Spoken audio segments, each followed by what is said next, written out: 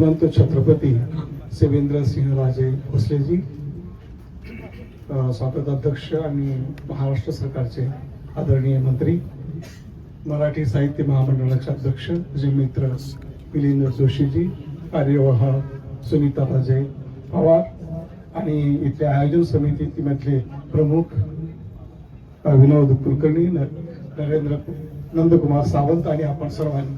मी थोडक्यात बोलणार आहे, जास्त वेळ घेणार नाहीये. माझ्यासारख्या सामान्य माणसाला इतका मोठा सन्मान सातारकरांनी दिला आणि पेढ्यांचा हार घातला ही माझ्या आयुष्यातली अत्यंत लक्षात राहणारी गोष्ट आहे. ही मराठी साहित्य संमेलन आता 100व्या साहित्य संमेलनाकडे चाललेली आहे. 1878 साली पहिलं संमेलन सुरू झालं, म्हणजे 19वे शतक, 20वे शतक आणि 21वे शतक या 3 शतकातून ही साहित्य संमेलन वाटचाल करत आहेत. या संमेलनाची सुरुवात कुणी केली? लोकहितवादी आणि न्यायमूर्ती रानडे. लोकहितवादी आणि न्यायमूर्ती रानडे हे महान समाज सुधारक होते. समाज सुधारणेच्या प्रेरणेने साहित्य संमेलनाची सुरुवात झालेली आहे.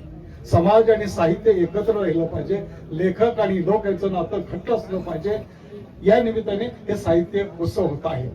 लेखक लिहितो आपल्या खोलीत बसून, पण वाचकांना काय वाटतं, लोकांना काय वाटतं, त्याचा आरसा या साहित्य संमेलनाच्या निमित्ताने लेखकाला पाहायला मिळतो. लेखकाला वाचक भेटतात, प्रकाशक भेटतात, रसिक भेटतात. हे साहित्य संमेलन लेखकांसाठी आरशासाठी आहे आणि वाचकांना, रसिकांना लेखक भेटतो. ही एक सांस्कृतिक भेट आहे. मी या मंडपाच्या उभारणी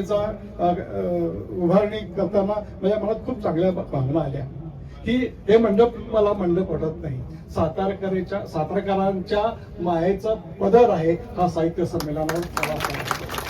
साहित्य संमेलन म्हणजे पुस्तकांचा महोत्सव, लेखकांचा महोत्सव, कलावंतांचा महोत्सव. पुस्तकामुळं जग बदलतं. आपण शस्त्रावर विश्वास ठेवत नाही, पुस्तकांवर विश्वास ठेवतो. पुस्तकं माणसाचं मन बदलतात.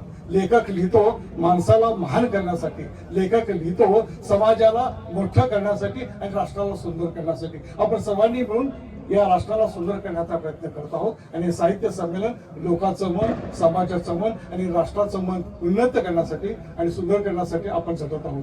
मला वाटतं या तुमच्या सगळ्या प्रयत्नांना यश मिळेल अशी आशा करतो. तुम्ही मोठ्या प्रेमाने मला इथं बोलवलं आणि मला मोठेपण दिलं, त्याबद्दल आपण सर्वांचं आणि राजांचं मी आभार मानतो आणि माझे 2 शब्द संपवतो. धन्यवाद.